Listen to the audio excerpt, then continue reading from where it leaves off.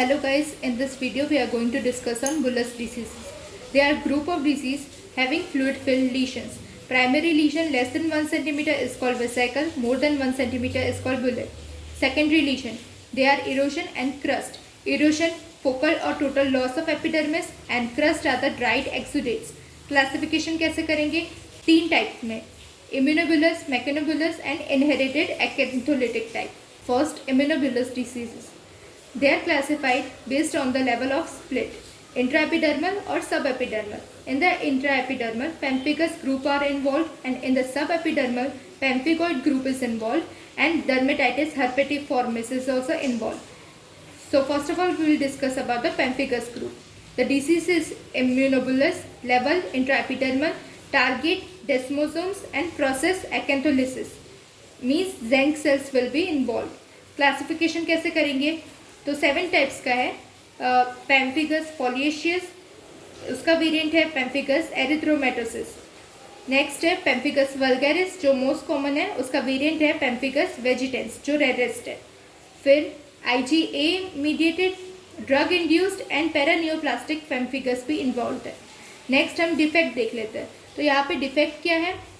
Target protein desmosomes and target antigen 3 है.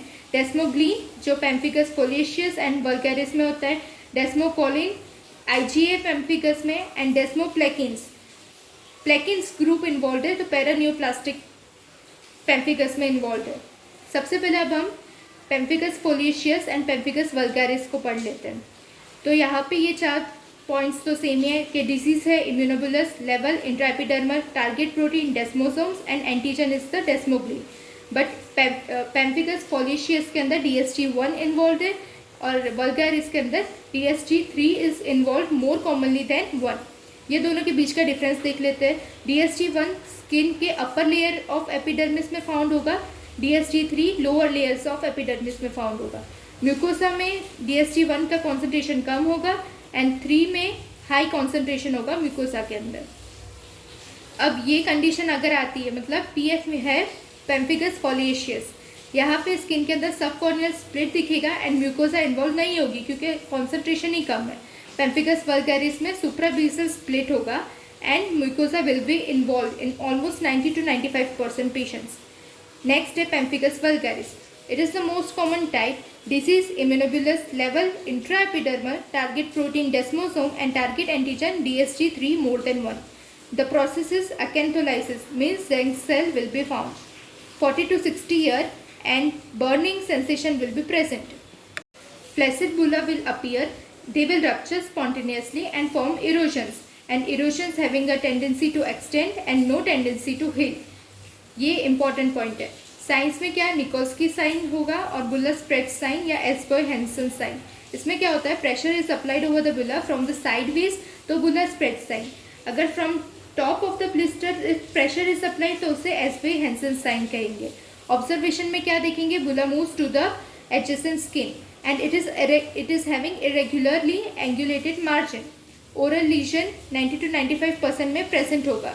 Lab investigation में zinc smear में zinc cell, histopath में suprabasal split, एक्एंथोलिटिक cells and intact basal layer. और intact basal layer जो होगा उसे रो ऑफ टॉम्बस्टोन अपीयरेंस भी कहेंगे. Direct immunofluorescence is the investigation of choice. और यहाँ पे हमें क्या क्या चीज़ दिखेगी? IgG एंड C3 का deposit at the level of intraepidermal and intercellular fish net pattern will be appear.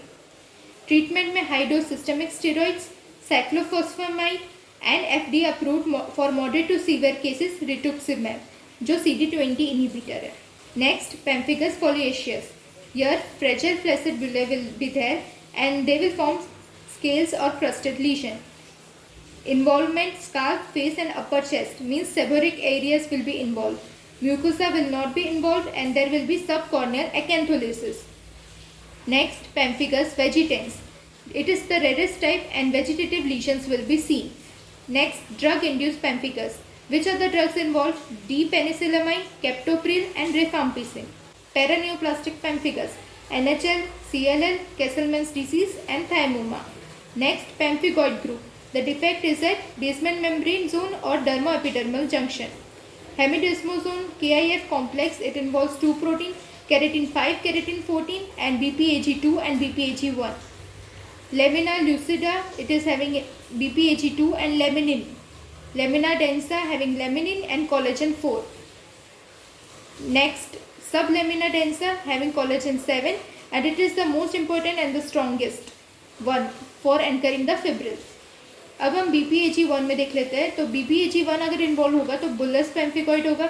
BPAG2 involve होगा तो बुलस पेम्फिकॉइड, सिकेट्रिशियल पेम्फिकॉइड, पेम्फिकॉइड जेस्टेशियनिस एंड IgA मीडिएटेड पेम्फिकॉइड होगा. तो IgA मीडिएटेड में लीनियर IgA डिसीज अडल्ट में and chronic bullous dermatosis of the childhood means CBDC होगा. Collagen 7 involve होगा तो EBA कहेंगे, एपिडर्मोलाइसिस बुलोसा एक्यूसिटा. डिसीज क्या है? इम्यूनोबुलस लेवल, सब epidermal, target protein hemidesmosome, target antigen BPAG2 more than 1, and process no acantholysis will be there. Age 60 to 80 year, pruritus will be present, and tense bulla on the red base is the hallmark. Urticarial base, अगर ये rupture हो जाएगा on itching तो erosion produce होगा and there is no tendency to extend and it generally heals. Signs में there is negative Nikolsky sign and bulla spread sign will show regular rounded margin. Oral lesions बहुत कम involve होगी 10 to 30%. Investigation में हमें क्या देखने मिलेगा? ज़ेंक smear में eosinophils and acantholytic cells will be absent because there is no acantholysis present. Histopath में subepidermal bullae with eosinophil. Direct immunofluorescence में IgG या C3 deposit at the basement membrane zone and it is having linear pattern. Treatment में low dose steroids and azathioprine. Next pemphigoid gestationis, ये किससे होता है? Herpes gestationis से. Disease bullous pemphigoid in the pregnancy. Target antigen BPAG2, site periumbilical, initial site for the blisters. Next, CBDC, IgA mediated, and in the children less than 5 years they will be present. Site perioral, perineal. Appearance, annular arrangement of the vesicles forming cluster of jewel or string of pearl appearance.